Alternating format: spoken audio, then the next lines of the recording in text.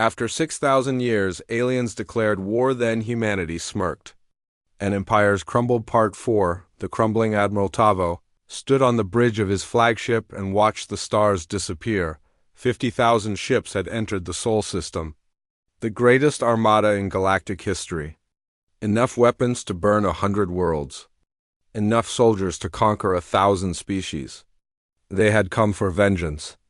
They had come for war. They found nothing. No defense stations. No fleet waiting to meet them. No weapons pointed at the sky. Just empty space, cold and silent, stretching out toward a distant yellow sun. Where are they? Tavo demanded. His sensor officer shook her head. I detect nothing, Admiral. No ships, no stations, no energy signatures. Impossible. They were here. They captured our scout fleet. The words died in his throat because the stars were moving. At first, Tavo thought his eyes were broken. Stars did not move. Stars were fixed points in the darkness, eternal and unchanging. But these stars were shifting, drifting, coming closer. No, not stars. Ships. Thousands of them. Tens of thousands. They emerged from hiding places that should not exist. Folded space. Bent light, dimensions that the hegemony had never discovered. They were vast beyond imagination. Some were the size of moons. Others were larger than planets. They glowed with golden light, and they moved with perfect, terrible grace. Tavo opened his mouth to give an order, attack, retreat, something, anything, but before he could speak, his ship died. Every light went dark. Every engine stopped. Every weapon went cold. The artificial gravity flickered, and for a moment Tavo floated in the darkness, surrounded by the screams of his crew. Then emergency power kicked in. Dim red lights illuminated the bridge. Gravity returned. But nothing else worked. Report! Tavo shouted. All systems are offline, Admiral. We have life support and nothing else. No engines. No weapons. No communications. How? We were not attacked. The sensor officer stared at her blank screens with wide, terrified eyes. I do not know, Admiral. It is as if someone simply turned us off. Across the Sol system, the same scene repeated 50,000 times. Every hegemony ship lost power in the same instant. No explosions. No casualties. No damage. Just silence, and then the voice came. It filled every ship simultaneously. Broadcast through systems that should not work. Speaking in perfect hegemony standard. This is Captain Doyun of the human remnant flagship Perseverance. You are not our enemies. You are children playing with fire. The fire has been taken away. Tavo stared into the darkness and felt something he had never felt before. Helplessness. The news spread faster than light itself on Nexus Prime. High Sovereign Keth received the report in silence. 50,000 ships. The entire military might of the hegemony. All of them disabled in 4 seconds. That is not possible, he whispered, but it was happening. And it was happening everywhere. Across the galaxy, every hegemony military asset went dark. Warships, defense platforms, weapon factories, supply depots. All of them lost power at the exact same moment. Not destroyed, just stopped. The humans had not fired a single shot. They had not killed a single soldier. They had simply reached out across the stars and turned everything off. Keth's hands trembled. His scales had gone pale. He understood now what the humans had been telling him all along. This was never a war. This was a demonstration. In the Sol system, Commander Yuna watched the disabled fleet drift in the golden light of the Dyson swarm. She felt no satisfaction, no triumph, only a deep, aching weariness. It is done, she said. Director Taiwu nodded slowly. The first part, yes. Now comes the harder work. What do we tell them? The truth. We give them back their power. We send them home. And we tell them that the old ways are finished. Yuna turned to face him. And if they do not accept? If they rebuild their fleets and come again? Taiwu smiled. It was a tired smile, worn thin by 6,000 years of memory. Then we turn them off again, and again, and again, until they understand that violence is no longer possible. On Nexus Prime, Ensign Jiwoo landed her shuttle in the Central Plaza. She was young, barely 30. She had lost ancestors in the First Contact War great-grandparents, who had died in the burning of Seoul. She had grown up hearing the stories. She had trained her whole life for this moment. Part of her wanted revenge. Part of her wanted to see the hegemony burn the way Earth had burned. But she had been raised by the remnant. She had been taught that strength without mercy was just cruelty. So she walked through the empty streets, past silent guards who did not try to stop her, and entered the council chamber. High Sovereign Keth sat alone on his throne. He looked old, broken. Small. Jiwoo stopped before him and placed a data chip on the floor. Humanity's terms, she said. The hegemony is dissolved. All conquered species are freed. All military forces are disbanded. In their place, we will build something new. A true council. Equal voices for every species. Keth's voice was barely a whisper. And if we refuse? You cannot refuse. It is already done. Jiwoo's voice was calm, steady. Your ships are dark. Your weapons are cold. Your empire exists only because we allow it to exist. Keth lowered his head. Why not destroy us? After everything we did to your people, because we remember what you did. Jiwoo knelt down so she could meet his eyes. My ancestors died in your war. My world burned because of your fear. I carry that pain every day. She paused. But I also carry hope. Hope that something better is possible. Hope that even those who have done terrible things can change. She stood and walked toward the door. The choice is yours now. Live in the past and suffer, or help us build a future. In the Sol system, Admiral Tavo sat in his cell aboard Station Prime. A screen on the wall showed images of his disabled fleet. 50,000 ships, drifting like fallen leaves. Director Taiwu entered and sat across from him. You could have destroyed us, Tavo said. At any moment. For centuries. Yes. Then why? Why wait? Why show mercy? Taiwu was silent for a long time. When he spoke, his voice was heavy with old grief. Because I remember what it felt like to be destroyed. I remember watching my family die.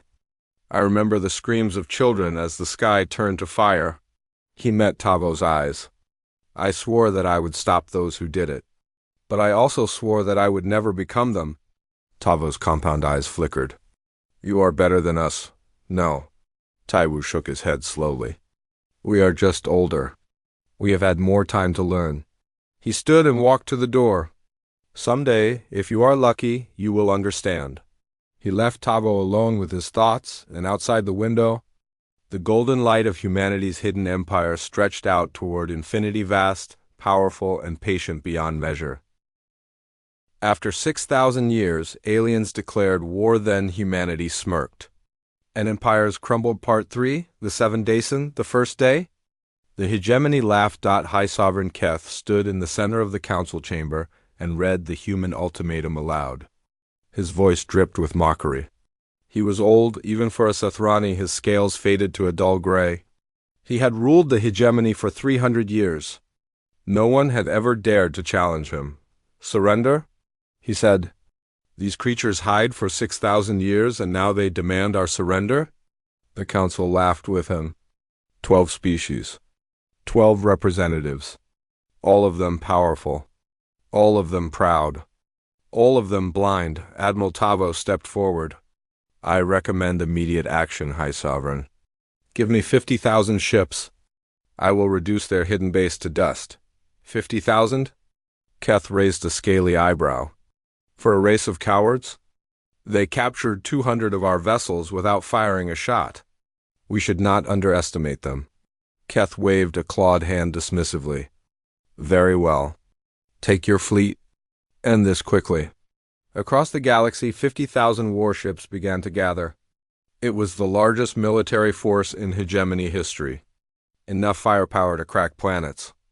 Enough soldiers to conquer star systems. And in the Sol system, Commander Yuna simply smiled. On the third day, the laughter stopped. Admiral Tavo sat in his command center reviewing reports. Something was wrong. Very wrong. What do you mean? They know. He demanded. His intelligence officer, a nervous Velthary named Crix, trembled before him. Every secret installation, Admiral. Every hidden base. Every supply depot. All of them have been marked. Marked? Crix showed him the images. On a dozen worlds at 100 hidden locations, small symbols had appeared. Burned into walls. Carved into floors. Painted on ceilings. All of them the same. A simple circle with a dot in the center. Dot the human symbol for soul, their home star. When? Tavo whispered. We do not know, Admiral.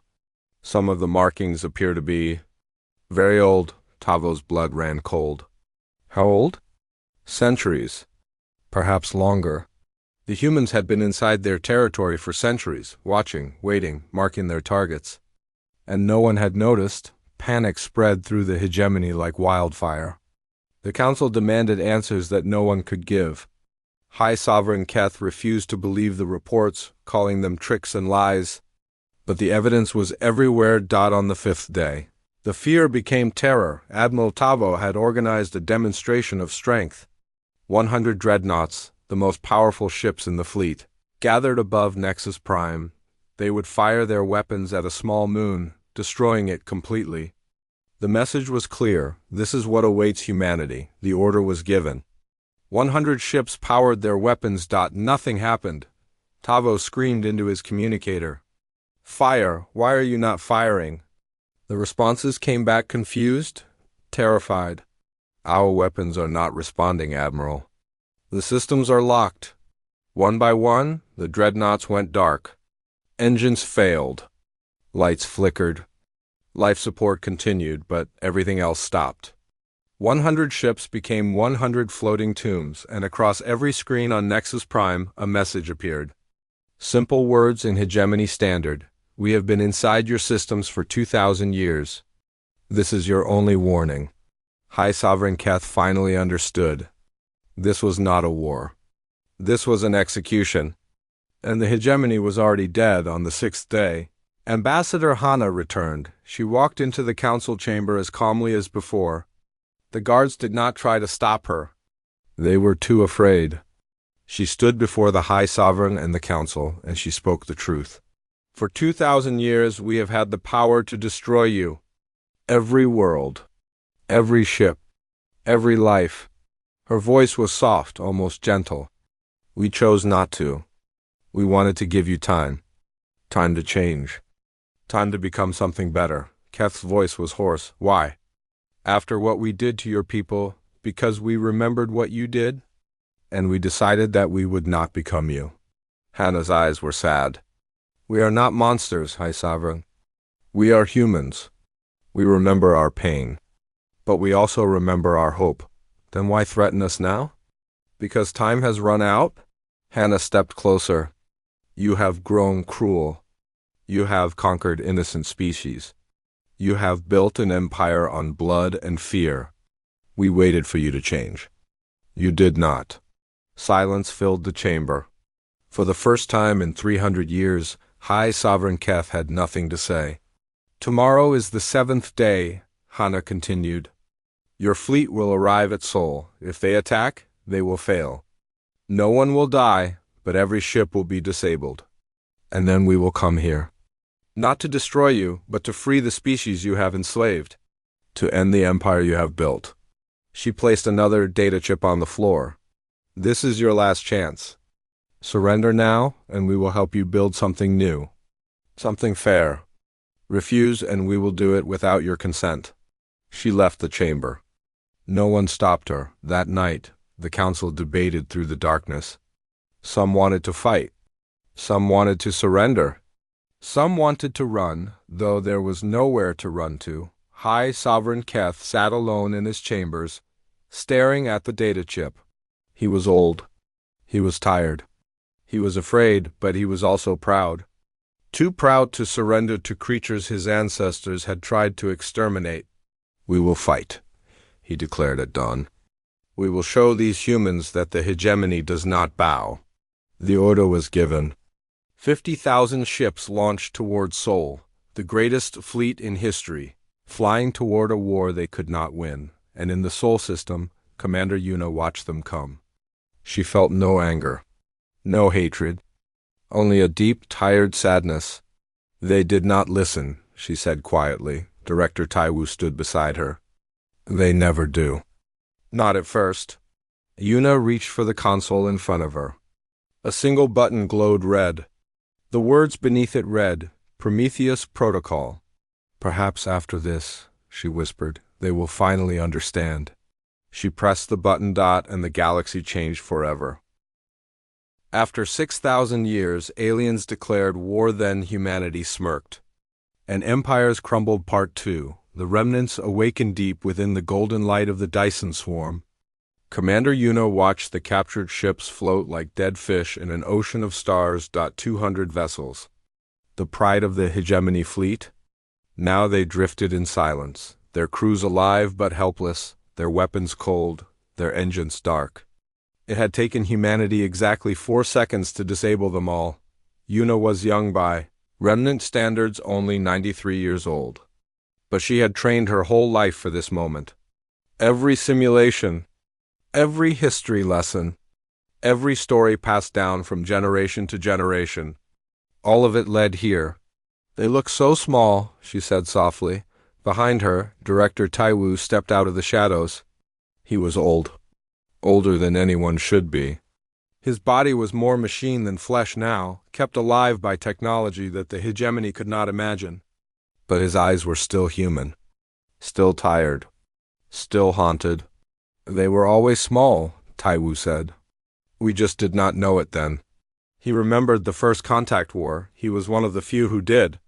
6,000 years ago, he had been a young soldier fighting in the ruins of Seoul. He had watched his family die. He had watched his world burn. And when the hegemony declared victory and left humanity to rot, he had made a promise. Never again. Yuna turned to face him. What do we do with the prisoners? We keep them comfortable. We answer their questions. We show them who we have become. And then? Taiwu smiled. It was a sad smile, full of old pain. Then we give the hegemony a choice. The choice they never gave us.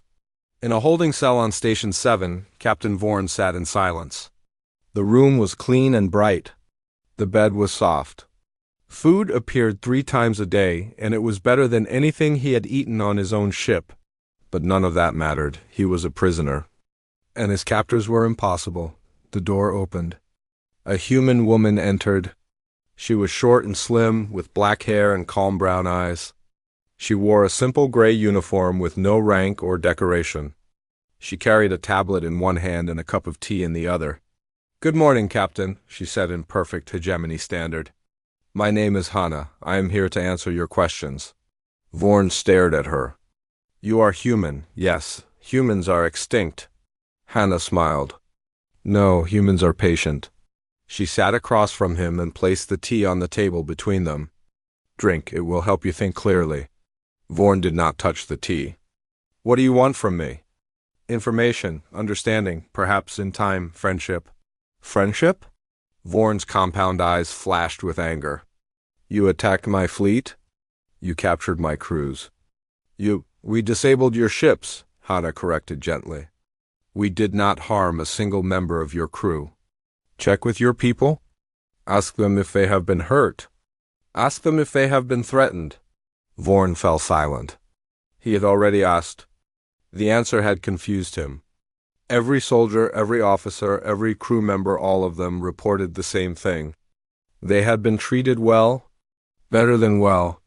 The humans had given them food, water, medical care, and comfortable rooms. No interrogations. No torture. No threats. It made no sense. Why? Vorn asked finally. Why not kill us? After what the hegemony did to your species. Because we remember what you did, Hana said. And we choose to be different. She activated her tablet and showed him images. The Dyson swarm around Jupiter. Massive stations the size of continents. Ships that moved without engines. Cities that floated in the hearts of stars. 6,000 years, Hana said. That is how long we have been building, growing, learning, waiting. Vorn's voice was barely a whisper. Why wait? If you have such power, because power without wisdom is just destruction. The hegemony taught us that lesson when they burned our world. Hana's eyes grew distant. We could have attacked centuries ago. We could have wiped out your species one by one, but we watched you instead. We hoped you would change. We hoped you would grow. And did we? Hana's silence was answer enough. On the command deck of Station Prime, Yuna stood before the Remnant Council. 12 seats, 12 voices, representing the last survivors of humanity and their descendants. They had debated for 3 days. Now it was time to decide. We cannot hide forever, Yuna said. The hegemony knows we exist. They will send more ships, bigger fleets. This moment was always coming. Elder Sujin, the oldest member of the council, spoke in a voice like dry leaves. And what do you propose, Commander? We reveal ourselves. We send an envoy to Nexus Prime. We give them a chance to surrender peacefully. And if they refuse? Yuna's jaw tightened. Then we do what we must. But we offer the choice first. We are not like them. The vote was unanimous. 3 days later, a single shuttle left the Dyson swarm. It was small and unarmed, carrying only one passenger, Ambassador Hana. She had volunteered for the mission. Knowing she might not return, the shuttle crossed the galaxy in hours, using technology the hegemony could not detect or understand. It arrived at Nexus Prime and descended through the atmosphere, ignoring all attempts to scan or intercept it. Hana landed in the central plaza, in front of the Great Hall where the Hegemony Council met. Soldiers surrounded her ship, weapons raised. But when she stepped out, unarmed and smiling, they hesitated. She walked through them like water through stone and entered the Great Hall. Admiral Tavo was waiting. His forearms were crossed. His eyes burned with fury. You dare come here? He hissed. After what you have done? Hana bowed politely. I come with a message from the human remnant. She placed a small data chip on the floor at his feet. You have 7 days to surrender unconditionally. All military forces will stand down. All conquered species will be freed. All stolen resources will be returned. Tavo laughed. It was a harsh clicking sound. Or what? Hana's smile did not waver.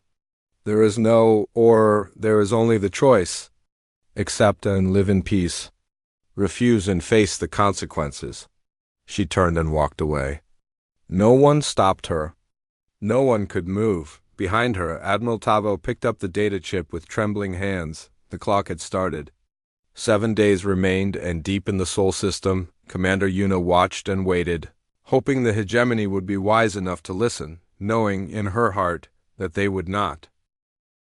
After 6,000 years, aliens declared war. Then humanity smirked, and empires crumbled. Part 1, The Long Silence. The Great Hall of the Galactic Hegemony stretched for miles. 12 species had built it together long ago when they first decided to rule the stars as one. Now 6,000 years later, Admiral Tavo stood at its center and felt like a god. He was tall, even for a Velthari. His insect-like body gleamed under the golden lights. 4 arms crossed over his chest as he listened to the report. His compound eyes showed no emotion, but inside he was amused. Humans? He said, his voice clicking and buzzing. You wake me from my rest to speak of humans? The young officer trembled. She was Sethrani, a lizard-like creature with green scales and nervous yellow eyes. Admiral, the readings are clear. Energy signatures from the Sol system. Massive ones. Behind the 5th planet, Tavo waved one of his arms lazily. The humans are dead. They have been dead for 6,000 years. We killed them ourselves. Not all of them, Admiral. We never confirmed. We burned their world. We destroyed their fleets. We hunted their colonies. Tavo stepped closer to the young officer, towering over her. I have read the histories. Humans were weak, soft, they begged for peace, and when we refused, they broke like glass. Whatever readings you have found, they are ghosts, echoes, nothing more.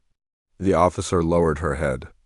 She knew better than to argue with Admiral Tavo, everyone did, but across the hall, Counselor Myra watched with different eyes.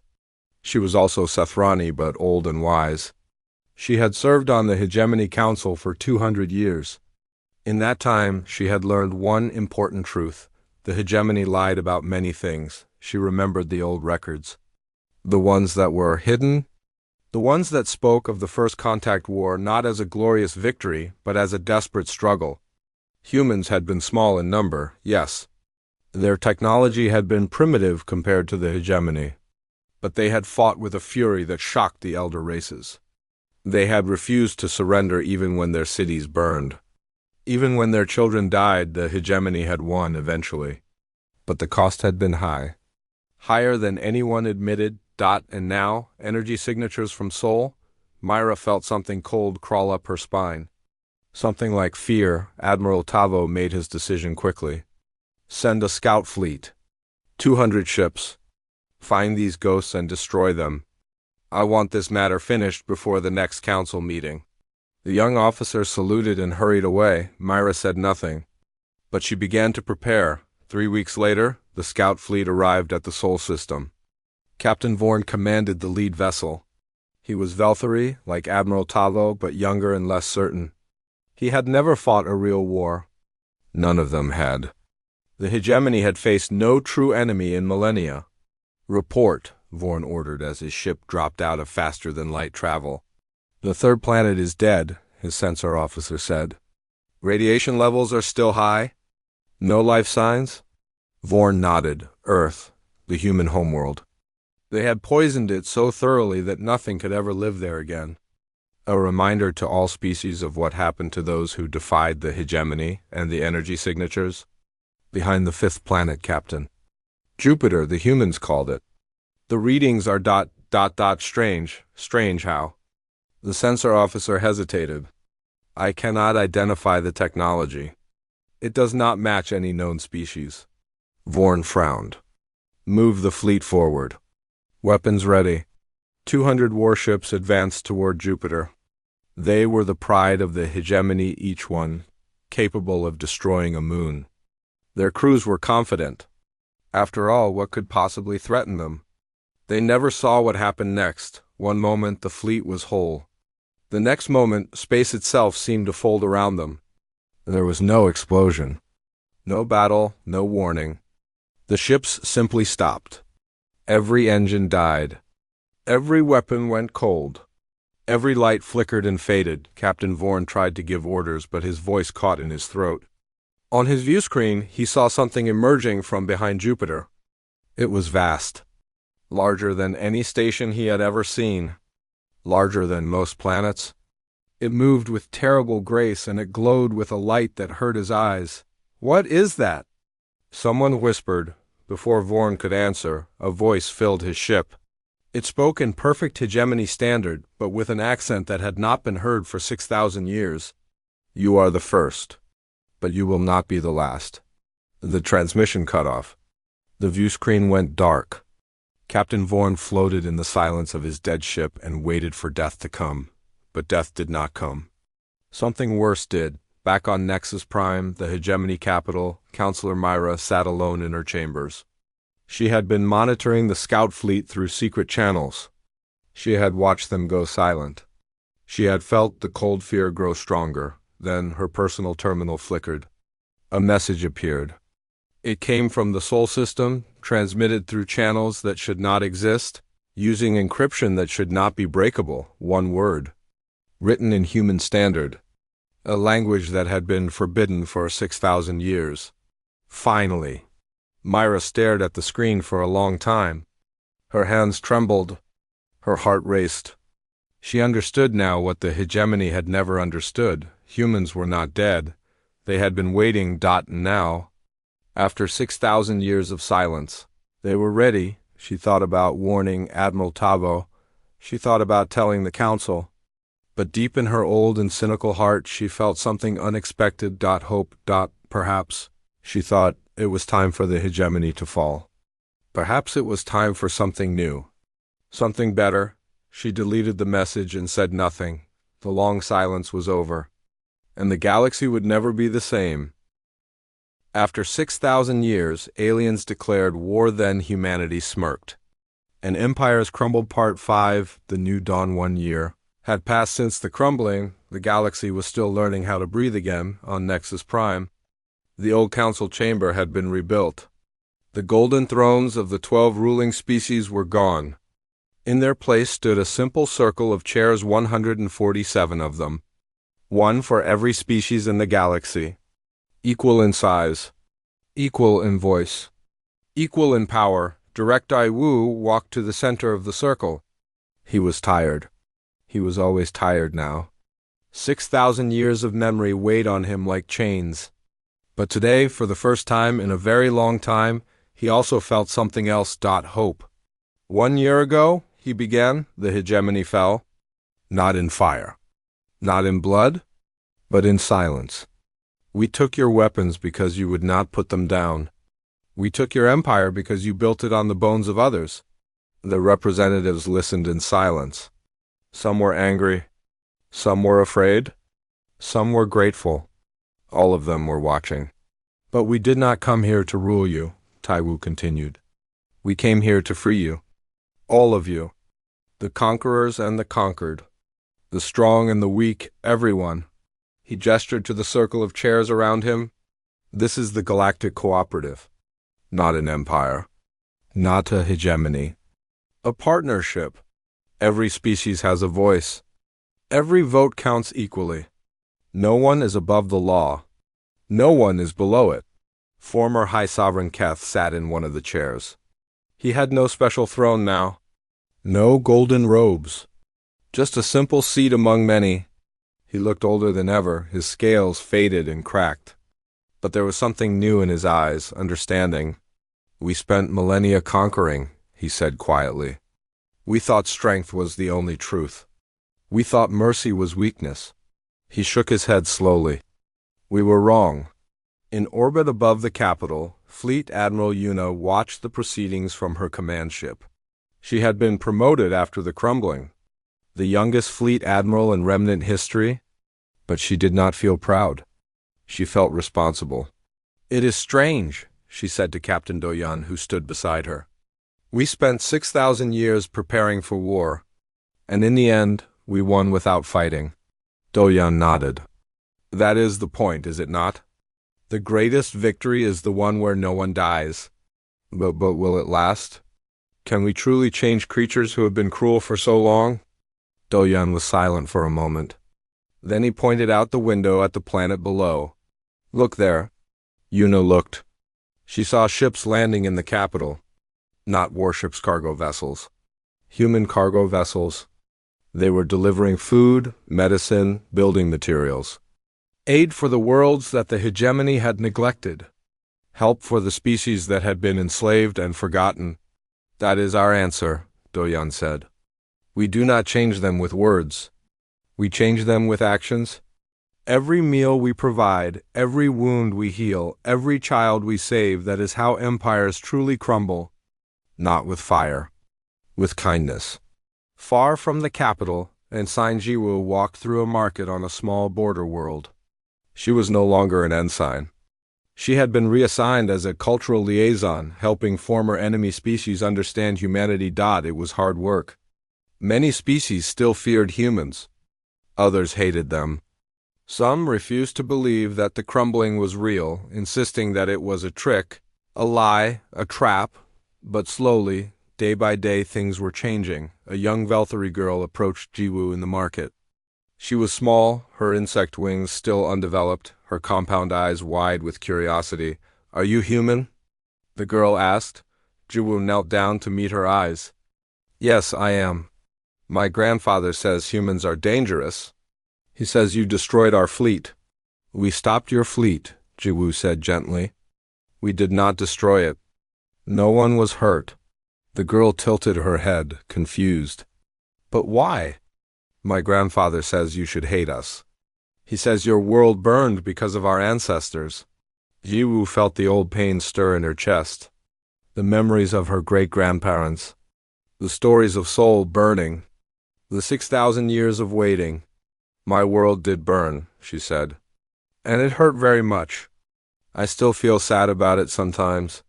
Then why do you not hate us? Jiwoo smiled. It was a real smile, full of warmth. Because hating you would not bring my world back. It would only make more pain. She reached out and gently touched the girl's small hand.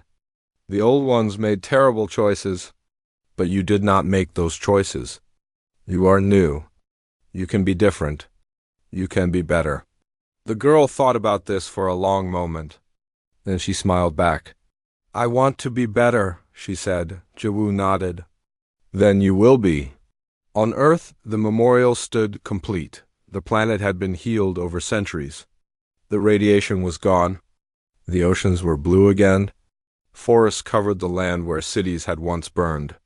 It was a garden now. A place of peace and memory. The memorial was simple. A wall of black stone stretching for miles, covered with names. Every human who had died in the First Contact War, millions of them, billions dot at the base of the wall. Carved in 100 languages were the words, "We remember." We endured. We forgave. But we will never forget. Former High Sovereign Keth stood before the wall. He had traveled to Earth for the first time, joining a delegation of former hegemony leaders. He read the names in silence. So many names. So much death. All of it caused by his ancestors. Director Taiwu joined him. Do you understand now? Taiwu asked. Why we waited? Keth's voice was thick with emotion. You wanted us to see what we could have been. What we should have been, Taiwu shook his head slowly. No, we wanted to show you what you still could be. He looked up at the sky. It was blue and clear, full of stars that humanity now shepherded instead of conquered. The past cannot be changed, Taiwu said. The dead cannot return. But the future is not written yet. Every moment is a choice. Every choice matters. He turned to Keth, and for the first time in 6,000 years his eyes held no anger. Only understanding. You have caused great harm. So did we once in our own history. But that is not the end of the story. He placed a gentle hand on Keth's shoulder. Today you start a new story. What happens in that story is up to you. Keth looked at the wall of names. The weight of history pressed down on him. But beneath that weight he felt something stirring. Purpose. I will try, he whispered. I will try to be better, Taiwu nodded. That is all any of us can do. They stood together in silence. Two old enemies united at last as the sun set over a healed world and across the galaxy.